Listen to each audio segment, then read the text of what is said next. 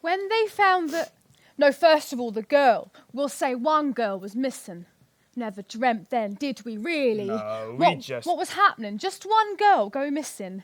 Like, we'll say, a week later, they find a body. No arrests or anything, they found a body.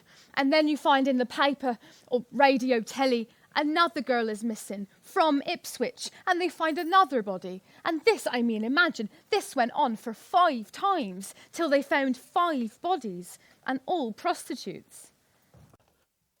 Because he hadn't been caught, and I think, like the psychiatrist said, there was a statement, if this man is not caught, he will murder again. Yeah. And that if he couldn't find a prostitute, then that could be just an ordinary woman. So that made people a little bit the area more vulnerable in that sense. Then they said, what colour's your car? Yeah, it's outside, burgundy. And... What registration? Yeah. Well, I didn't even know that, did you? Registration. Men are all of them. Well, a lot of people like that, aren't they? Then they said, what colour eye? Have you got blue eyes? I said yes, I think. Yeah, you said yes.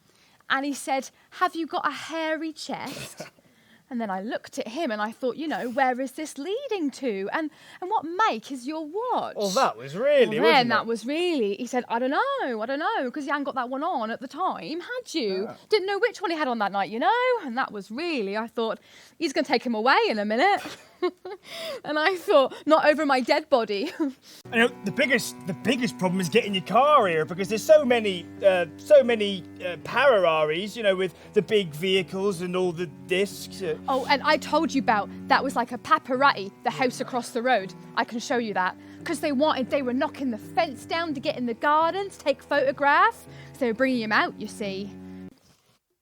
They got these tapes across, policewoman there, and then when we went out in the car, you had to come up under the tape with your car, and we had to say 95, coming out, going home.